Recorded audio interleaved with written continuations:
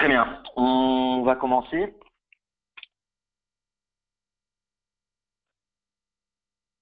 Alors, je vais me présenter, Charles Clément. Je fais partie de l'équipe avant-vente de Kérus depuis maintenant 2 ans. J'ai été consultant pendant 4 ans dans des missions diverses et variées, notamment sur la suite SAP, que ce soit du côté ETL ou du côté restitution, mais aussi sur d'autres technos. Et donc, le but de ce webinaire aujourd'hui, c'est de vous présenter la nouvelle version de Lumira 2.0. Certains parmi vous connaissent peut-être la version qui était la 1.3. Donc on va voir que cette version de Lumira 2.0, c'est une grosse évolution du côté des SAP, et que ça va nous permettre de répondre à des nouveaux besoins métiers, surtout en termes de discovery et de dashboard. En termes de sommaire, on va avoir une présentation déjà de Kérus et des SAP. Je vais vous présenter un petit peu la roadmap du côté SAP, la direction que SAP est en train de prendre. Ensuite, je vais vous présenter un petit peu sur slide les fonctionnalités de Lumira 2.0. Puis ensuite, on va passer à une phase de démonstration pour que vous puissiez voir un petit peu en live comment se manipule l'outil et comment l'utiliser. Et ensuite, on passera à une séance de questions-réponses. Donc, n'hésitez pas à poser vos questions dans la partie droite. Vous devez avoir un petit endroit pour chatter. Donc, posez vos questions. On tentera d'y répondre au maximum à la fin de cette session.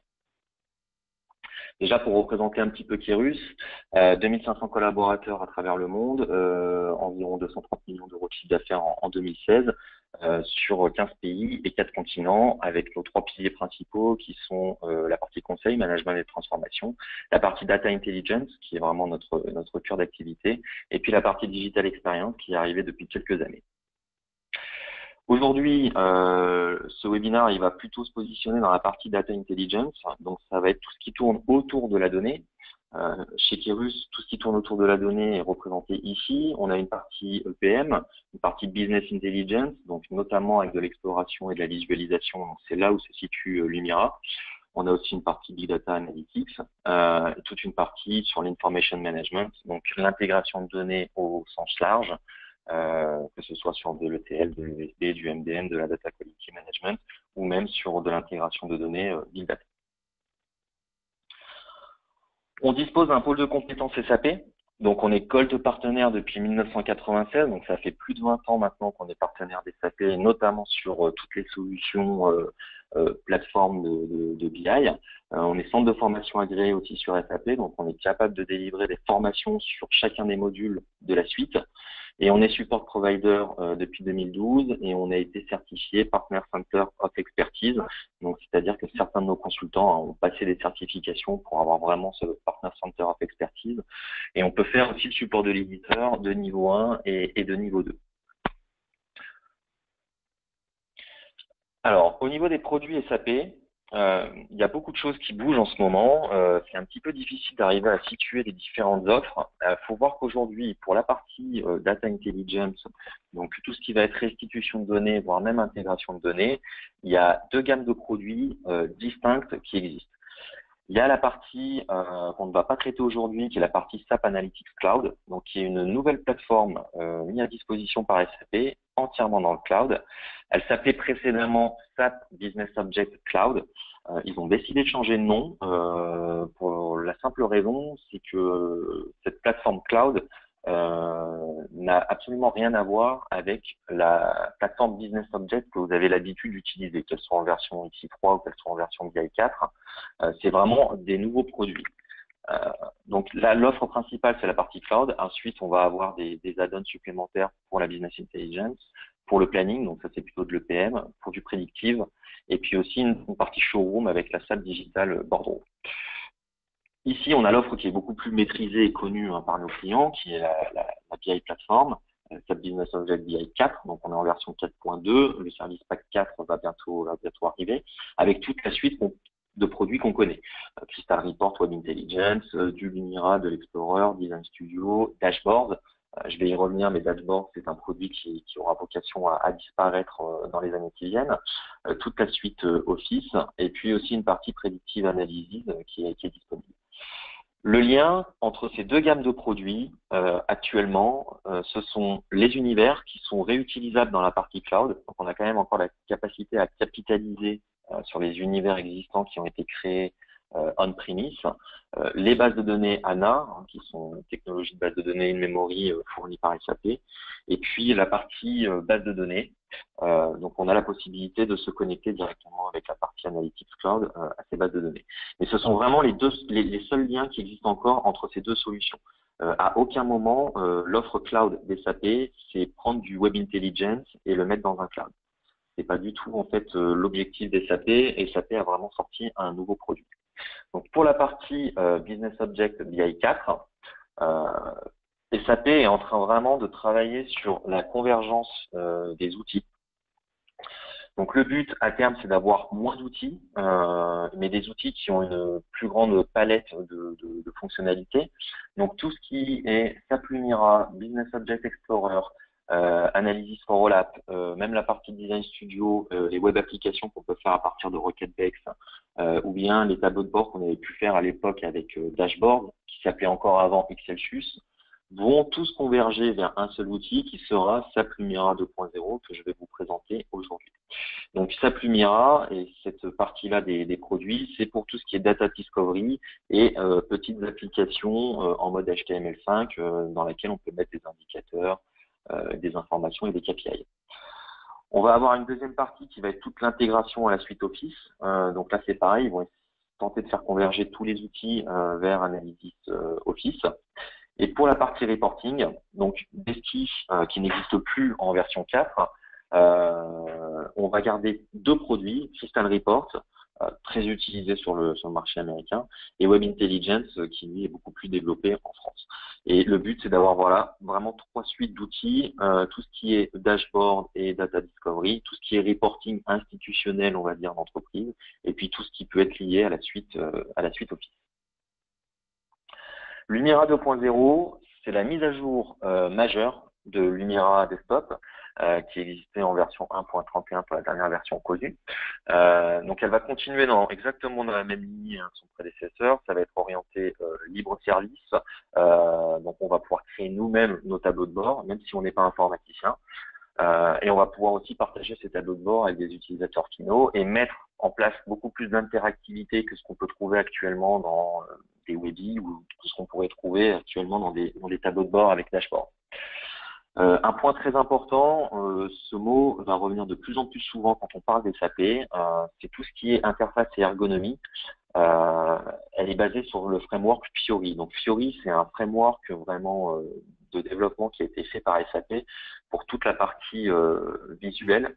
On va voir que c'est un nouveau framework qui est aussi utilisé dans la partie cloud. Donc si on va sur une offre cloud des SAP, on retrouvera la même typologie d'icônes. C'est vraiment une volonté forte des SAP de faire converger tout produit SAP vers cette interface pour qu'elle soit beaucoup plus unifiée et que les utilisateurs soient un petit peu moins perdus quand ils changent de produit SAP. Pour Lumira, on va avoir 4 étapes pour cet outil. Le premier qui va être une phase d'acquisition de données. On va voir qu'il y a différentes façons d'acquérir des données. La deuxième étape qui va être un enrichissement et de la préparation du jeu de données. Si les données qu'on récupère ne sont pas suffisamment bien formatées, si on veut avoir des informations complémentaires, on va voir qu'on a la possibilité d'enrichir et de préparer ce jeu de données. Ensuite, derrière, on va visualiser et on va créer ce qu'on appelle des récits. De plus en plus, les outils de data discovery, ils ont pour vocation à faire ce qu'on appelle du storytelling.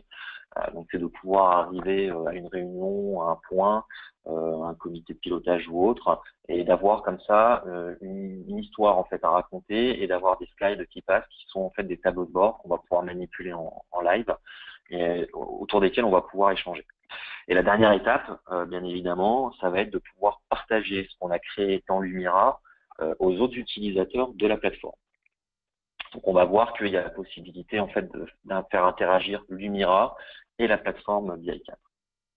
L'acquisition de données, très large, donc déjà tous les systèmes SAP type BW ou ANA, on peut s'y connecter. Les univers BO, bien évidemment, donc ça reste quand même, on va dire, le nerf de la guerre des SAP. On peut se connecter aux univers BO et du coup on a l'éditeur de requêtes classique quand on se connecte à un univers BO qui est le même éditeur que de requêtes qu'on va trouver dans Webby.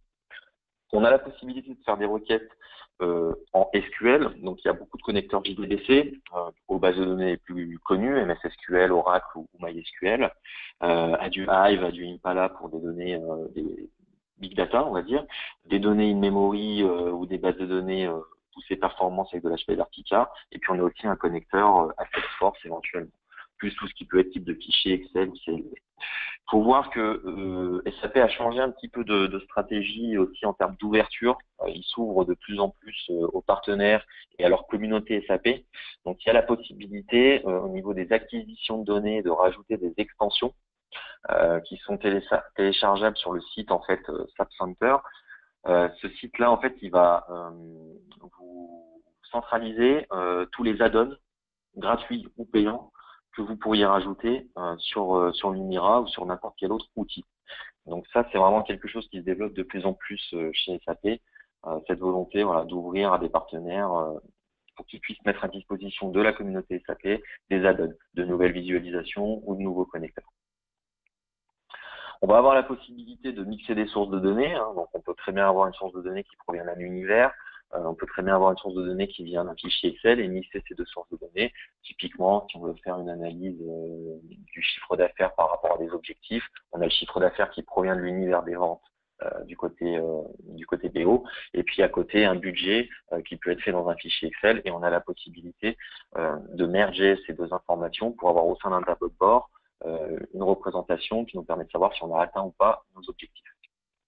Donc on va voir qu'on a des aides pour faire ce matching, avec notamment un taux de matching qui nous permet de voir si notre fichier et notre univers matchent complètement ou pas entièrement. On va avoir une partie enrichissement et préparation du jeu de données. Donc on va voir qu'il y a du profiling quand même qui peut être fait sur le jeu de données en entrée. On peut créer des hiérarchies de temps à la volée. On peut créer des hiérarchies géographiques. Je vais y revenir sur le niveau de cartographie qu'on peut avoir au sein de Lumira. On peut aussi se créer des hiérarchies personnalisées. Et puis, on a aussi une phase de création d'indicateurs qui est possible. Si on récupère des indicateurs de base, par exemple, dans un univers, et qu'il nous manque un indicateur calculé, on peut le recalculer au niveau de Lumira. Ensuite, on va avoir la partie visualiser et créer un récit. Donc, on va voir qu'il y a de nombreuses visualisations qui sont disponibles. On peut les personnaliser de manière assez complète. Et puis, il y a certaines visualisations qu'on ne retrouve pas nécessairement dans d'autres outils. Donc, je vais vous en présenter quelques-unes, notamment l'analyse de graphes qui permet de représenter des choses qu'on a du mal à représenter sous une autre forme, sous une forme tabulaire ou même sous une forme de graphique. La partie cartographie, donc il y a une partie cartographie qui est native dans l'outil. Si vous avez des données de géolocalisation, vous pouvez en XY, vous pouvez les utiliser dans Lumira et il vous les positionnera vraiment de manière très très précise. Ensuite, Lumira, il contient un dictionnaire interne, donc toutes les villes de plus de 100 000 habitants sont référencées dans un dictionnaire. Et si vous avez des informations sur une ville, on va voir, on peut créer une hiérarchie géographique et il va nous positionner sur la carte les différentes informations. La partie cartographie, quand je dis qu'elle est native, c'est-à-dire que vous n'avez pas de coûts supplémentaires, vous n'avez pas de compte S3 à avoir, par exemple, pour la faire fonctionner. C'est vraiment quelque chose qui est natif. Les fonds de carte sont basés sur de l'OpenStreetMap. Le côté dynamique qu'on va pouvoir retrouver dans Lumira, ça va faire avec des contrôles d'entrée. Donc on va voir qu'on a de différents types, hein, des textbox, des drop-down, des joins, des choses qui sont aussi plus complexes. Ces invites et ces contrôles d'entrée dynamiques qui vont avoir vocation à continuer à évoluer hein, pour donner de plus en plus de flexibilité. Et on va voir que certains contrôles d'entrée se rapprochent un peu de ce qu'on peut voir dans des outils comme ClickSense par exemple. Donc je vais passer à la démonstration. Donc je vais commencer par utiliser vraiment la version qui est en local sur mon poste. Donc il faut voir que c'est une version 2.0 bêta, donc qui n'est pas encore accessible pour tous les clients de SAP, qui contient encore quelques axes d'amélioration, c'est-à-dire. Donc ici on est donc sur l'écran principal. On a déjà des documents qui ont été préconstruits par SAP. Et la première chose à faire, ça va être d'acquérir des données. Donc pour acquérir des données, on a la possibilité de se connecter à du BW. Donc là, il va falloir fournir des informations soit directement à BW, soit en passant par son identifiant de BI Platform. On a la possibilité de faire du Sapana live, donc si on va se connecter directement à la base de données Sapana, ou on a la possibilité d'importer des données depuis Sapana. Le fait d'avoir les deux possibilités, ça permet de soit bénéficier de la puissance de calcul du moteur ANA, soit d'importer les données directement. On peut se connecter aux univers, donc là c'est pareil, je vais vous le montrer ensuite sur la plateforme qui complète comment se connecter à un univers. Là, dans le cadre de notre exemple, on va plutôt utiliser un fichier Excel. Dernier point que je vais vous montrer, c'est qu'on a la possibilité d'avoir des connecteurs JDBC. On a notamment un connecteur Salesforce. Donc le connecteur Salesforce, pour s'y connecter, on a besoin de nos informations de connexion. On a besoin aussi du jeton plus le mot de passe, donc qui est un élément un peu plus complet. Et une fois qu'on est connecté, on va accéder en fait directement aux vues qu'on peut avoir dans Salesforce, comme par exemple la vue des comptes. Si je fais un aperçu, on va récupérer toutes les données qui sont présentes sur Salesforce. Donc on a la possibilité ici de mixer nos propres données. Là vous voyez, on accède en fait à toutes les vues qui sont présentes dans Salesforce, que ce soit les contacts, les comptes ou bien les opportunités qu'on aurait pu créer. Et on a tout à fait la possibilité de faire une requête SQL sur quelque chose de Salesforce, en se connectant à Salesforce, et de mixer ces informations avec un univers ou bien avec un fichier Excel. On va faire une acquisition de données par un fichier Excel. Donc ici, j'ai un fichier de vente de chiffre d'affaires. Donc la première chose qu'il va faire, c'est récupérer toutes les informations, me montrer les colonnes. Il a déjà géré les dates automatiquement. Ici, on a différentes informations. Globalement, on est plutôt satisfait. On a des options avancées ici si on voulait prendre des sélections particulières au sein du fichier Excel. On va ensuite cliquer sur Visualiser. Donc là, il fait vraiment l'acquisition de données. Donc il prend vraiment les données en local. Donc j'ai 147 000 lignes dans mon fichier Excel. Donc au niveau des volumétries, faut rester sur quelque chose de raisonnable. Néanmoins, ça fonctionne quand même assez bien. Je dis de rester sur des données raisonnables tout simplement parce qu'en fait la vocation c'est de faire des dashboards, c'est pas de faire du reporting très précis comme on pourrait faire dans Webby. Là, automatiquement, suite à l'acquisition de données, on se retrouve sur l'écran principal. Donc il nous a déjà mis en place une charte qu'on peut venir supprimer. On a ici la partie jeu de données, donc automatiquement il a analysé les mesures. Comme par exemple le chiffre d'affaires, la marge, le nombre de clients. Le nombre de clients, on peut changer l'agrégation. On va plutôt faire un compte distinct sur les clients plutôt que de compter les clients. Donc on a vraiment la possibilité ici de modifier les indicateurs. Ici, on a la partie dimension. Là, quand on est sur la partie design, c'est vraiment le design qu'on peut faire à l'intérieur de notre dashboard. Donc, on a la possibilité de mettre des titres. Ça marche tout en glissé-déposé. Donc, on peut mettre ici une information, comme le suivi du chiffre d'affaires. Si on a besoin d'une grille pour positionner un petit peu mieux, c'est possible. On va le prendre comme ça. On a ensuite des choses qui sont déjà intégrées, donc on peut aller chercher des éléments supplémentaires, comme ici par exemple des icônes. On peut les prendre et tous les sélectionner et les importer assez facilement. Je peux vous montrer ici, on ouvre, et on les récupère ici. Donc ça peut être intéressant au sein de votre organisation de mettre à disposition une suite d'icônes quand on est en mode dashboard. C'est toujours intéressant d'avoir ça, ça rend les dashboards un petit peu plus sympas graphiquement. On a ensuite la possibilité donc de positionner comme ça un logo. On a aussi la possibilité de changer la couleur de l'arrière-plan et d'utiliser des illustrations qui sont natives dans l'outil et des barres et des colonnes.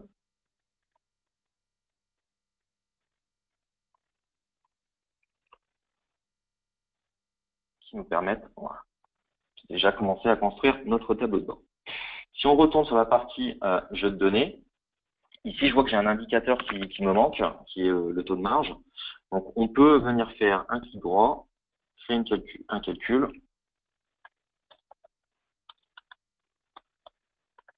Taux de marge. Le taux de marge, c'est la marge sur le chiffre d'affaires. Automatiquement, j'ai un message qui me dit que le calcul est valide. Et là, je le vois apparaître comme indicateur. Donc, on va quand même avoir des choses à préparer au niveau de nos données. Donc, c'est pour ça qu'on a une perspective, on va dire, qui s'appelle Data View, donc, sur laquelle on va avoir la visualisation de nos données. Donc, ici, on est vraiment en mode tabulaire. On a la possibilité de passer en mode facette.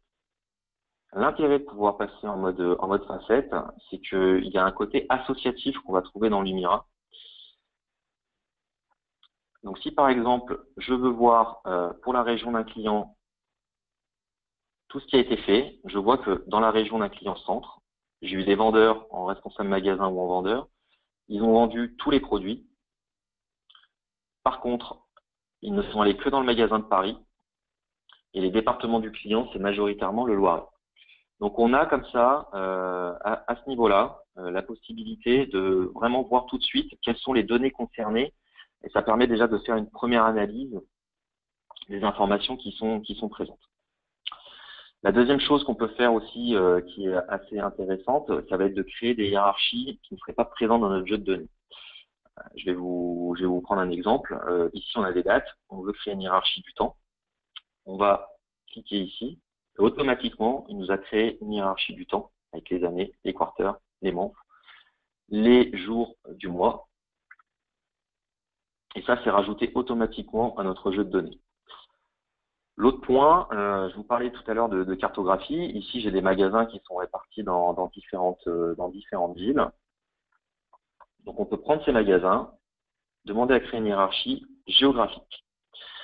Là, plutôt que de la créer par latitude et longitude, on va la créer par nom. Donc, on indique que c'est une dimension géographique. On indique le niveau de matching qu'on va donner. Donc, moi, mes magasins, ils sont à un niveau des villes. On clique sur confirmer. Et là, ici, vous avez une vue qui ressemble énormément à ce qu'on peut retrouver dans Explorer sur la plateforme BI4, puisque en fait, c'est exactement la même fenêtre, et qui va nous demander de résoudre un matching que SAP n'a pas réussi à résoudre. J'en ai 8 qui sont résolus, par contre, j'en ai 3 qui ne sont pas résolus, parce qu'effectivement, il y a un Lyon aussi aux États-Unis. Donc, on va prendre le Lyon qui est français, le Nice qui est français, et le Paris qui est français. Une fois que c'est fait, ici, je récupère automatiquement mes pays, mes régions, et aussi toutes les sous-régions qui sont rattachées. Donc cette première étape de préparation de jeu de données peut être intéressante. Quand je vous dis qu'on peut vraiment faire un petit peu aussi de l'analyse, c'est qu'on peut déjà avoir, même au sein des colonnes, des mesures. Ça peut nous aider un petit peu à mieux comprendre tout de suite voilà, que Paris, par exemple, c'est clairement un magasin qui marche très très fort, qui est celui qui marche le mieux et de loin. Donc on a la possibilité ici déjà d'inclure des petits indicateurs. Une fois qu'on a terminé de faire notre préparation de données, on peut repasser en mode design et commencer à créer des tableaux de bord. On va avoir ici différentes chartes qui sont présentes, des colonnes, des courbes. Donc, vous voyez qu'ici, il y a encore de l'espace. Donc, de toute façon, il y aura vocation à rajouter encore des outils et des graphiques. Si vous utilisez les add-ons que vous pouvez télécharger depuis le site SAP, ils viendront aussi se rajouter à cet endroit-là. On a des diagrammes à points, on a les vignettes, on a la possibilité quand même de faire du tableau croisé dynamique, des KPI, de la cartographie, des séries temporelles et puis des graphiques un petit peu particuliers qu'on ne trouve pas forcément chez les autres éditeurs, notamment le diagramme de réseau qui peut être très intéressant à utiliser. On va commencer par quelque chose de relativement simple. On va commencer par mettre une KPI. Donc automatiquement, on a la fenêtre qui s'ouvre. On va mettre ici le chiffre d'affaires. Donc, c'est un glisser-déposer qui est assez simple à utiliser. Je peux enlever le mode grille. Si on a besoin de personnaliser un petit peu cette visualisation, on a la possibilité d'appuyer ici.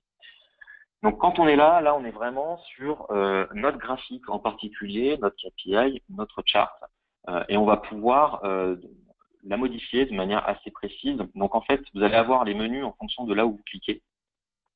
Donc, vous pouvez facilement retrouver les différentes informations. Vous avez la possibilité, dans les autres cas, de venir ici directement en passant sur chacun des éléments. On peut mettre des règles de formatage. Donc, si par exemple, la mesure du chiffre d'affaires est plus grande que 8 millions d'euros, on peut lui indiquer une couleur. On est plutôt dans du vert. Et là, automatiquement, il va passer au vert.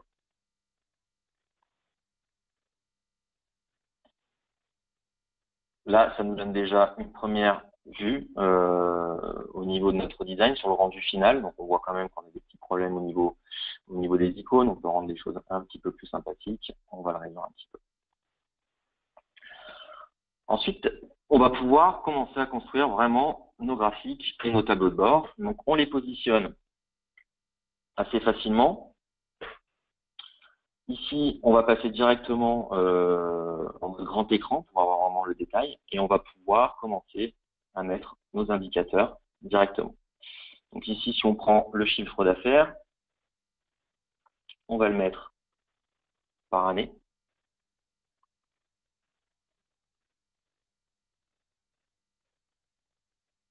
Si on veut le mettre en comparaison de notre marge,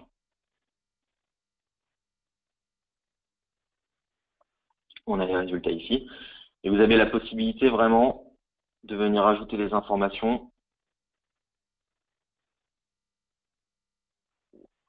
comme vous le souhaitez.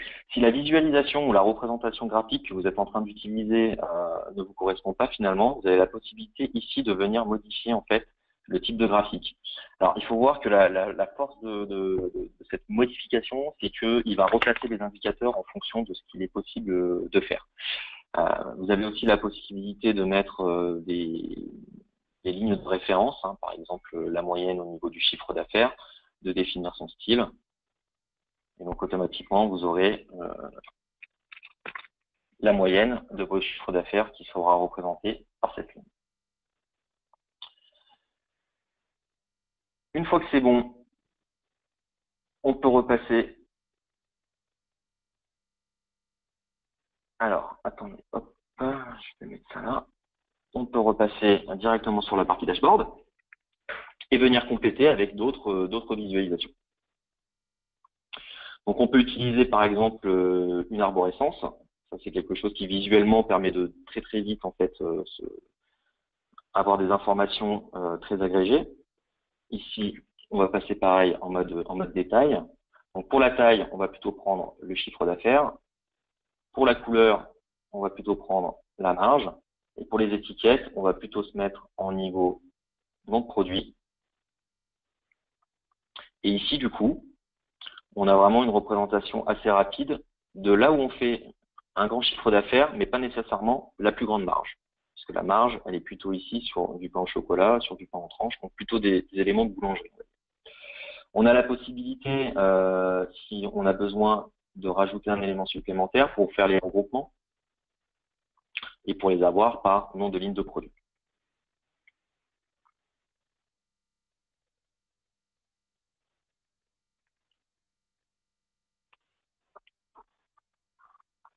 Ici, on peut adapter le format de notre page soit en 16/9, soit pour du BI Launchpad. Et je vais y venir ensuite justement pour vous montrer qu'on peut exporter tout ce qu'on a fait directement sur le BI Launchpad.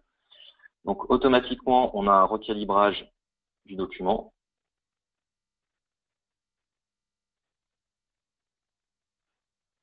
Qui est fait. On peut réétendre notre élément, remettre notre logo un peu plus à droite. Et ici, rajouter encore une dernière représentation graphique. Donc, on va prendre plutôt un diagramme de réseau. Donc, un diagramme de réseau, ça peut être très utile quand on veut analyser, par exemple, une cannibalisation de magasin. Je vais vous donner un exemple. J'ai donc mes magasins qui sont ici, donc qui sont des villes, et je vais voir pour chacun de mes magasins quels sont les départements de mes clients. Donc si je prends les départements de mes clients, je vais les mettre ici. Et là, en fait, ce qu'on peut voir, c'est que le magasin de Paris distribue beaucoup de départements. Par contre, j'ai un problème, c'est qu'en Alpes-Maritimes, j'ai des clients qui vont à mon magasin de Marseille et qui vont à mon magasin de Nice. Donc ces clients-là, en fait, il y a un petit peu une cannibalisation entre mon magasin de Marseille et mon magasin de Nice. C'est la même chose aussi pour les gens de Maine-et-Loire qui sont quasiment à équidistance entre Nantes et Rennes. Et donc ça, typiquement, c'est des choses que visuellement, on arrive très bien à comprendre. Par contre, les représenter sous un graphique, sous un tableau, c'est très compliqué.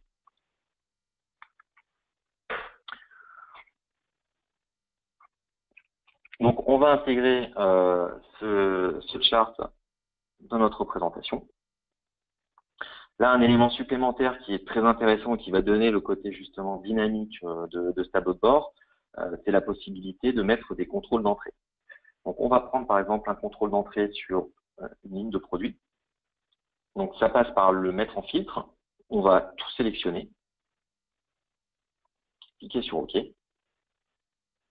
Là, le filtre va apparaître et on peut le prendre et le glisser-déposer. Et donc là, ça va devenir un contrôle, comme un contrôle d'entrée en fait sur la partie web. On peut sélectionner le type de contrôle d'entrée. Donc pour les utilisateurs de ClickView ou de ClickSense, je pense que ce contrôle d'entrée leur rappelle quelques souvenirs. Le but de ce contrôle d'entrée, vu qu'il est positionné au niveau de la feuille, ça va être de pouvoir prendre une valeur et ça va faire, en fait, ça va modifier le tableau de bord automatiquement. Donc on peut comme ça faire des analyses plus précises sur ce qu'on veut sélectionner. Et donc là, on voit que mon formatage conditionnel a fonctionné puisque je suis passé sous la barre des 8 millions d'euros de chiffre d'affaires. Si je rajoute les légumes, automatiquement, je retrouve mon indicateur en vert, donc c'est que c'est bon. Je vous montre un petit peu la partie cartographie. Donc, on va créer un nouvel onglet.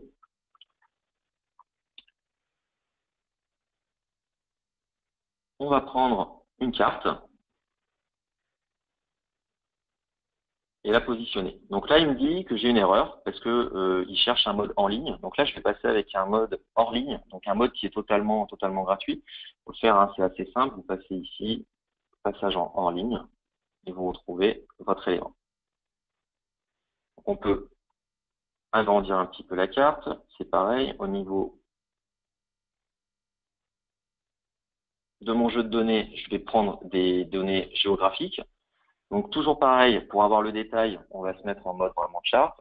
Et là, on va pouvoir utiliser des dimensions géographiques. Donc la première chose que je vais faire, c'est que je vais positionner chacun de mes magasins sur la carte. Je vais plutôt prendre une représentation en anneaux. La taille, je vais la prendre en fonction du chiffre d'affaires. Et les couleurs, je vais les choisir en fonction des lignes de produits. Et donc là, automatiquement, il va positionner pour chacun de mes magasins les différentes lignes de produits. Et plus le cercle est gros, plus le montant de chiffre d'affaires est important. Donc ça, c'est la première couche que j'ai fait. Ici, pour mes clients, j'ai aussi le département de mes clients. Donc c'est vrai que vu que j'ai le département, je peux créer une hiérarchie géographique à la volée, donc sans même passer par le mode DataView. Je peux le faire directement à ce niveau-là. Je peux le faire par nom. Donc là, il a bien vu que on était sur un département client. Je vais l'enregistrer. Il m'a absolument tout résolu. Donc c'est-à-dire qu'il n'a pas eu de problème pour retrouver tous les départements que je lui ai présentés. Donc ici, j'ai les départements clients et je vais pouvoir ajouter une couche avec une dimension géographique pour voir un petit peu où sont les départements de mes clients. Ici, je peux inverser. Comme ça, je retrouve bien ma couche layer qui est au-dessus et mes départements qui sont en dessous. En termes de couleur, on va plutôt prendre une marge. Et comme ça nous permet de voir exactement les départements clients où on fait un maximum de marge qui sont plutôt orientés vers le sud et des endroits où on a des manques. Et puis aussi des départements où clairement, dans le Cantal, voilà, on a quand même des clients dans le Cantal qui sont certainement venus au magasin de Lyon.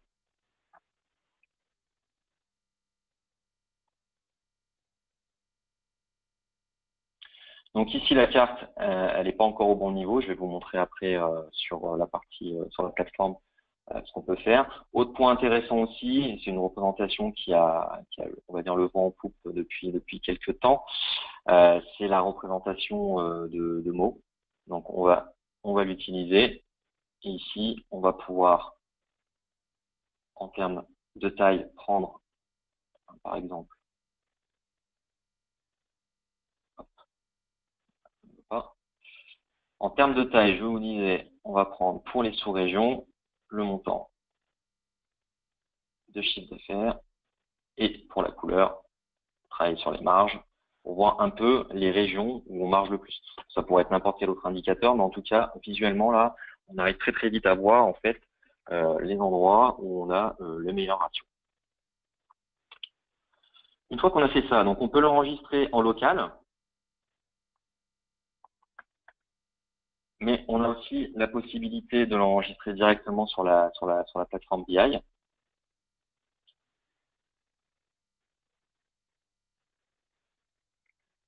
Donc là, il enregistre la visualisation avec le jeu de données.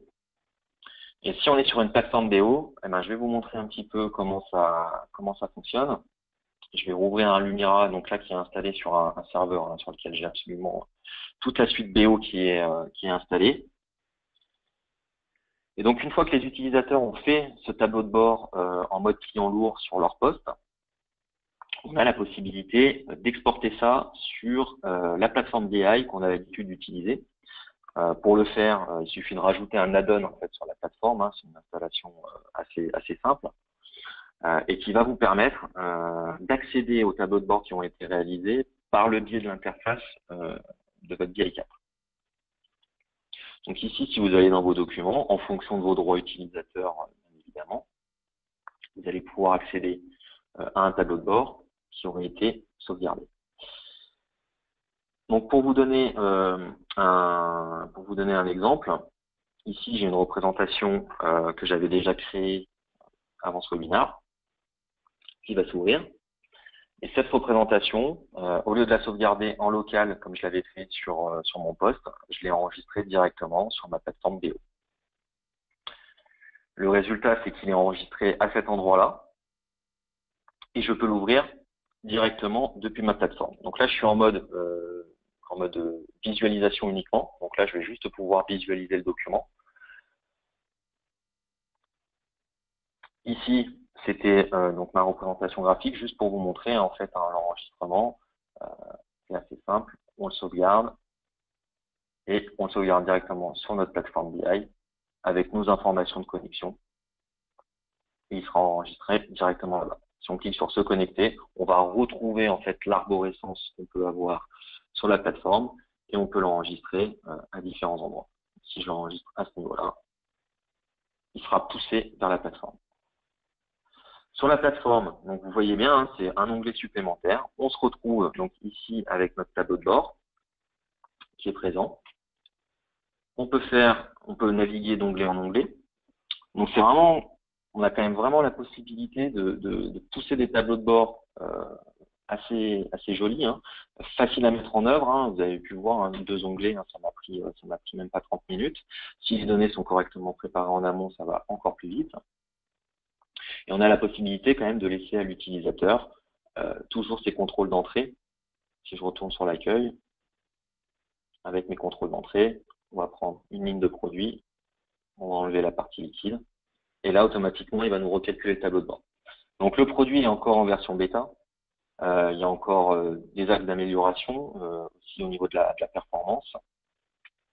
On peut repasser quand on est sur la plateforme en mode design. Alors, il y aura une petite limitation en termes de fonctionnalité. Par exemple, ici, je ne peux pas créer, quand je fais un clic droit, je ne peux pas créer de hiérarchie à la volée. Pareil ici, je ne peux pas créer d'indicateurs supplémentaires. Par contre, je peux quand même modifier le document, rajouter des contrôles d'entrée, changer une visualisation parce que c'est pas forcément la plus adaptée. Ici, si je repasse en mode chart, je peux venir ici, modifier la visualisation, plutôt utiliser des colonnes, repartir ici, et je peux, en fonction de mes droits, réenregistrer cette présentation directement sur le 09 Lumira, ou bien je peux aussi la sauvegarder sous une autre version.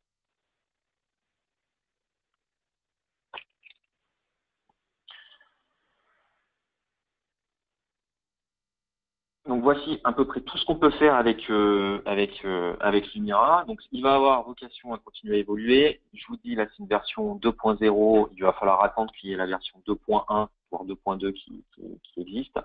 Je vous parlais tout à l'heure aussi de connexion aux univers. Donc je vais quand même vous le montrer rapidement. Juste une info par rapport à ces connexions aux univers, ça ne fonctionne que sur des univers UNX. Alors, il faut bien voir que il y a le nouveau Information Design Tool qui permet de faire des univers. Lumira ne prend en charge que les univers en UNX. Donc, il faut commencer à prévoir tout doucement une migration des univers UNV vers les UNX, puisque à terme, on va certainement ne plus avoir que des UNX à disposition. Une autre raison pour passer sur des UNX, c'est qu'on peut faire un univers sur, par exemple, quelque chose comme Salesforce. On peut directement récupérer le modèle de données. Et donc, si ici, je me mets sur mon univers retail, en fait, je vais accéder à exactement la même chose que sur l'éditeur de requêtes classique dans Webby, avec mes objets, mes dimensions, dès que ça aura chargé. Et donc ici, j'ai le SAP Query Panel, donc qui me permet en fait de faire, voilà, de prendre des choses assez simples. Un département, un produit, un chiffre d'affaires. Et donc là, en fait, il va de la même manière faire l'acquisition de données en local sur le poste et récupérer toutes les infos. Et puis après, on n'aura plus qu'à les utiliser dans notre tableau de bord. Et donc en fait, on se retrouve exactement sur la même interface. C'est juste que la provenance des données est différente.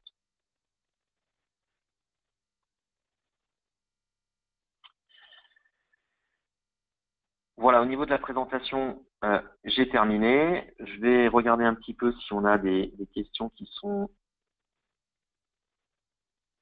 posées. Donc, n'hésitez pas si vous avez des questions à les poser par le biais du chat.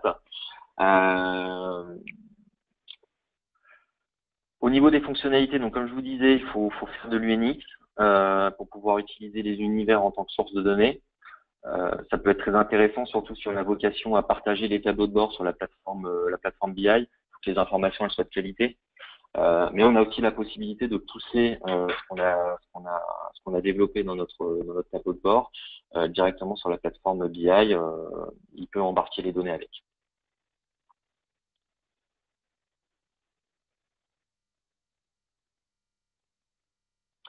Je vous ai pas montré aussi d'autres choses comme la liaison des datasets. Ici, on a la possibilité, si on a besoin, de faire un lien avec les autres datasets. Je vais vous le montrer, ça peut être quand même intéressant. Donc ça va être plus le côté justement un petit peu self-service, où on a besoin de mixer des choses sans faire appel nécessairement à l'informatique. Pour ça, c'est assez simple. On va créer un nouveau dataset dans lequel on va prendre là aussi un fichier Excel. On va prendre par exemple des objectifs de chiffre d'affaires.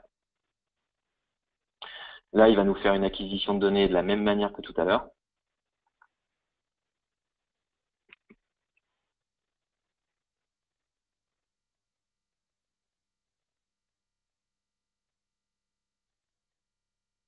Une fois que l'acquisition de données est réalisée, il va falloir faire un merge sur ces datasets. Donc, expliquer en fait comment ces deux datasets sont liés. Et donc là, pour ce faire, en fait, il suffit de prendre ici les deux colonnes. Là, il me prévient que je ne suis pas sur une clé unique. Donc, il va falloir trouver une clé unique si on veut lier deux datasets, surtout si l'un contient des indicateurs d'objectifs, l'autre de chiffre d'affaires. Il faut être à un niveau de granularité qui soit comparable, sinon on va avoir des choses qui sont démultipliées. On va prendre les noms de produits, la région du client. On a aussi le titre du poste. Alors, ce que j'ai oublié, hop, et les dates.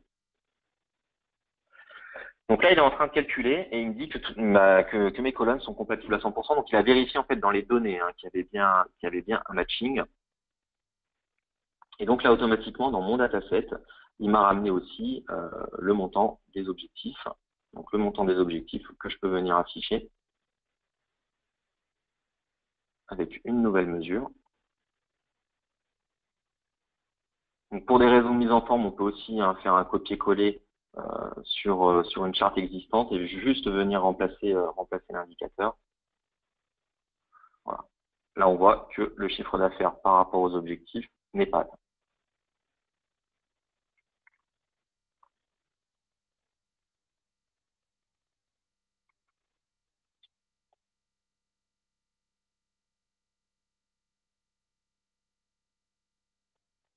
N'hésitez vraiment pas si vous avez des questions. Si vous vous demandez comment est-ce que vous pouvez mettre en œuvre aussi Lumira chez vous. Un petit point par rapport aux licences. Donc Lumira est bien prévu dans tous ceux qui ont des BI Suite. Là, j'utilise le client lourd. Alors le client lourd, c'est-à-dire que le client est en local sur mon poste. Le client lourd, il faut une licence nommée pour pouvoir l'utiliser. Par contre, ce que je vous ai présenté sur la plateforme, à savoir ici là, de sauvegarder le document sur la plateforme, là, il est accessible pour tout utilisateur. Qu'il ait une licence nommée ou qu'il ait une licence concurrente, il pourra venir sur ce tableau de bord et il pourra venir l'utiliser. Il pourra même venir aussi le modifier s'il en a besoin. C'est tout à fait possible.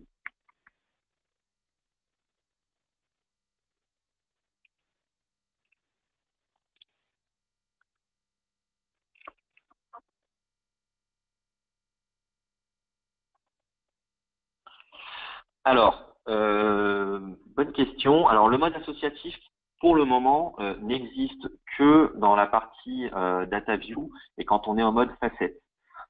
Il faut voir que vu qu'il est capable de le faire en mode facette, c'est pas encore possible au niveau de la restitution, mais c'est possiblement une feature qui pourrait arriver, chez SAP. C'est vrai que c'est une feature qui est très intéressante, ça fait beaucoup penser en fait à l'associativité qu'on peut retrouver dans Click, et c'est quelque chose qui est assez puissant. C'est vrai que ça permet de très très vite voir exactement quelles sont les données impactées par une sélection que je suis en train de faire. Alors, des invites sur les requêtes, c'est quelque chose que je n'ai pas testé, mais effectivement, je pense que c'est tout à fait possible à partir du moment où on se plug sur un univers BO, d'avoir une requête. Écoutez, ce que je vais faire, c'est que je vais le tester.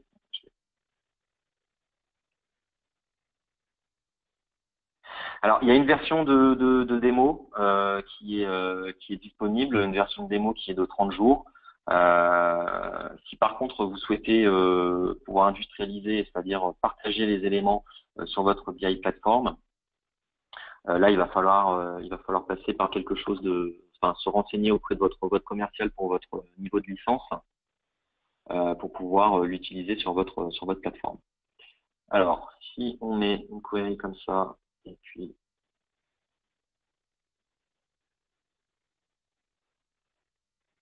avec un prompt.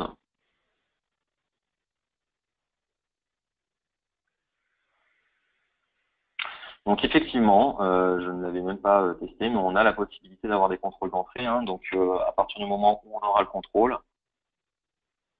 à chaque fois qu'on actualisera notre source de données, on aura une fenêtre qui va apparaître et qui va nous permettre de voir le contrôle d'entrée. Donc ici, je peux revenir et prendre plutôt les responsables magasins.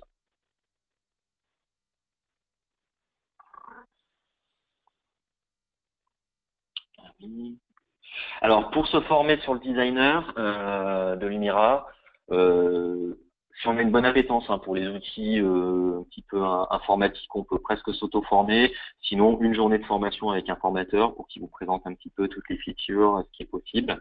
Ça peut être intéressant. Alors, peut-on exposer un résultat à un utilisateur ne disposant pas de la suite SAP, tout en gardant le côté dynamique d'un contrôle de saisie, par exemple? Alors là, il va falloir que je me renseigne auprès de nos experts. Je sais qu'ils sont aussi qui participent à ce webinar. On On peut en fait exporter en PDF pour le moment.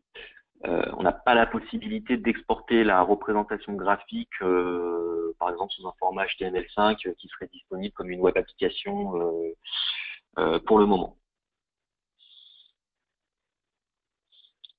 Alors, pour les accès et le mode de diffusion, pour le moment, on peut y accéder par la plateforme BO. Donc, il faut voir que la mobilité chez SAP, quand on est sur la plateforme, elle est native. Donc, j'ai pas encore pu le tester, mais à terme, on devrait pouvoir récupérer ces tableaux de bord Lumira en mode tablette. Vu que de toute façon, c'est fait en HTML5, ce sera resizé en fonction du device qu'on aura, donc écran, smartphone ou tablette. Et on pourra certainement y accéder. Alors, pour le socle de données disponible, il a besoin de l'informatique s'il a besoin de se connecter à un univers. Par contre, s'il est en mode client lourd sur son poste, il peut se connecter lui-même à des bases de données. Il peut se connecter à des fichiers Excel qu'il aurait en propre. Il n'est pas nécessairement dépendant de l'informatique pour avoir accès aux différentes données.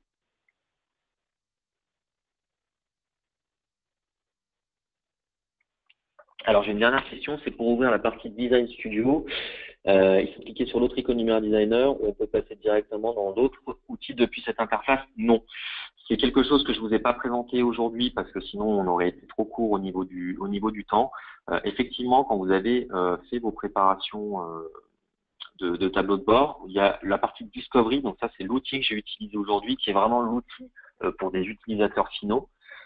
Quand on a fait ça, on a aussi un icône qui s'appelle Lumira Designer. Donc en fait, c'est la partie studio où là, on va pouvoir personnaliser ce qu'on aurait fait dans la partie Lumira Discovery. Je peux vous l'ouvrir un petit peu pour exemple, pour que vous puissiez voir.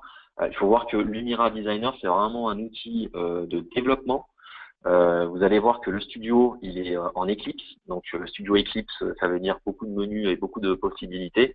Par contre, ça vous permet de personnaliser vraiment de manière très très poussée les tableaux de bord que vous auriez commencé à créer avec Lumira Discovery. Et vous pouvez aussi créer un tableau de bord from scratch avec Lumira Designer. Là, par contre, en termes de formation, on va être sur quelque chose de beaucoup plus poussé.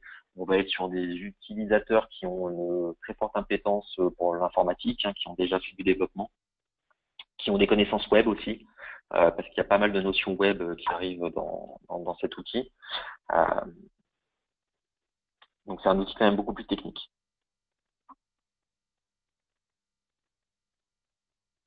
Alors, pour la partie cartographie, donc moi, comme je vous le disais, dans mon jeu de données, j'ai des latitudes, longitudes pour chacun de mes clients qui ont été enregistrés en base. Donc ça, c'est vraiment enregistré en base. C'est une préparation qu'il faut faire en amont, soit avec l'ETL, soit avec des outils qui permettent de faire du géocoding. Donc il faut vraiment que les informations de latitude et de longitude, elles soient présentes en base chez vous. Mais une fois qu'elles sont présentes, en fait, Lumira va les reconnaître assez facilement comme des données de latitude et de longitude. Donc, vous n'aurez plus qu'à prendre une entité client, indiquer sa latitude, longitude, et automatiquement, pour un client, si vous le positionnez, il vous le mettra sur une carte.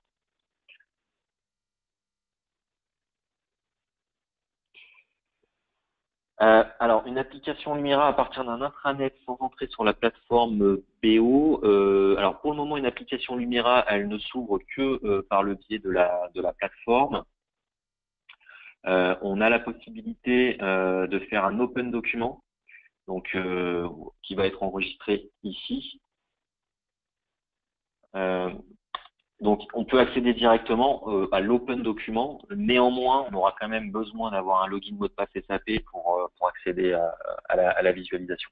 En fait, l'open document, ça permet beaucoup plus, on va dire, facilement d'envoyer le lien d'un document à quelqu'un pour qu'il puisse le visualiser. Mais il aura quand même besoin d'un compte. Alors, les nouvelles fonctionnalités par rapport à Lumira 1.3, en termes de fonctionnalités, on va dire vraiment techniques, de création d'indicateurs, de préparation de données, les fonctionnalités sont assez proches entre Lumira 1.3 et Lumira 2.0, que ce soit pour les fonctionnalités de remplacement, de trim, de convertir la CAF. C'est des choses que je vous ai pas montré, donc c'est facilement dans un jeu de données venir mettre en majuscule ou modifier des informations, soit sur une valeur, soit sur plusieurs valeurs. On a aussi, c'est vrai, la possibilité de préparer ces données de manière encore plus poussée, hein, je vous ai pas tout montré. Néanmoins, en termes de fonctionnalité, on n'a pas énormément de nouveautés. Par contre, c'est vraiment le côté interface qui a beaucoup changé et qui a vocation à être l'interface Fiori. Hein, donc, les petits icônes que je vous montre, c'est des choses qu'on retrouve de plus en plus dans les interfaces SAP. C'est surtout sur le côté utilisateur et interface. Et sur le côté aussi design view, où dans l'Unira, on était vraiment en mode PowerPoint où on faisait nos représentations graphiques par slide. Là ici, on a vraiment la possibilité de faire un dashboard. Et puis on a aussi ces fameux contrôles d'entrée hein, qui permettent d'aller assez loin dans la personnalisation. Alors je vérifie que j'ai bien répondu à toutes les questions.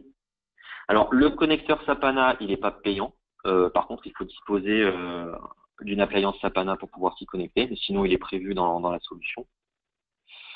Pour la date de sortie de l'Unira, donc 2.0 en version vraiment disponible, il faudrait que je regarde la date, ça va arriver courant Q3.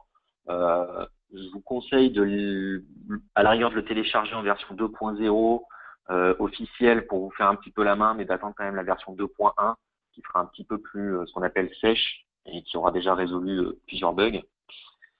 Alors les avantages et inconvénients par rapport à du ClickSense ou à du Power BI. Alors en termes de performance par rapport à du ClickSense, on n'y est pas encore. SAP y travaille. Par rapport à du Power BI, on peut être sur quelque chose d'équivalent.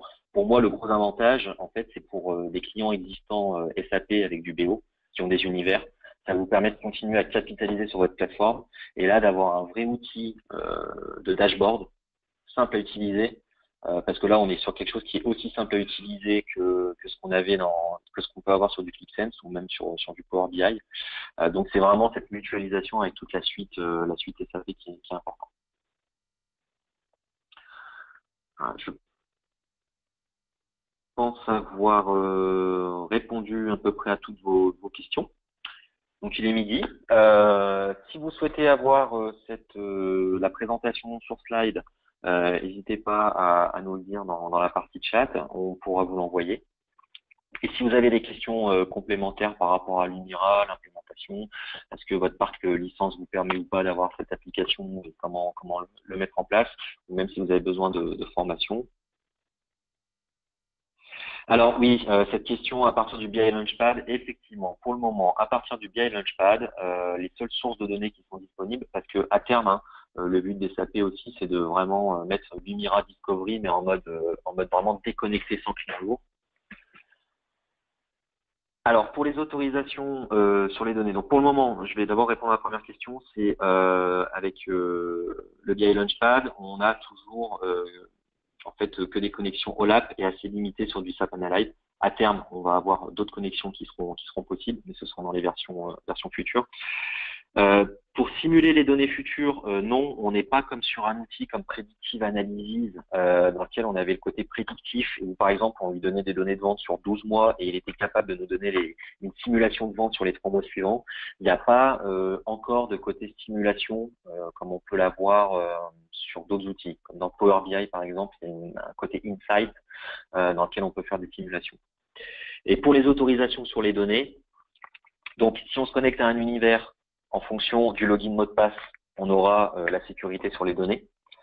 Après, si on sort du cadre des univers, BO, la gestion de la sécurité et des données, elle devra être faite de manière plus particulière, en donnant accès à des bases, en donnant des bons user mots de passe pour accéder à des comptes Salesforce ou autres.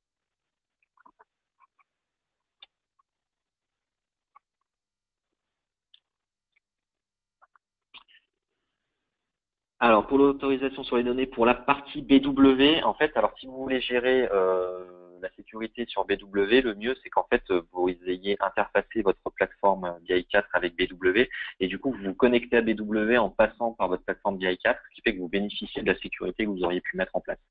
Sinon, vous allez devoir donner en gros un login mot de passe pour accéder directement à du BW et là, la gestion de la sécurité sera gérée de manière un petit peu différente.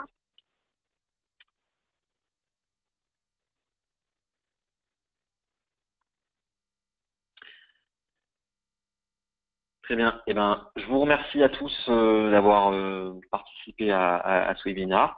Merci à tous pour vos questions, parce qu'il y a eu vraiment beaucoup de questions. Donc voilà. Et n'hésitez pas, si vous avez d'autres questions, à vous rapprocher de Kérus, soit par votre commercial préféré. Je vous indiquerai aussi mon adresse mail au début du PPT si vous souhaitez le récupérer, si vous avez des questions plus précises.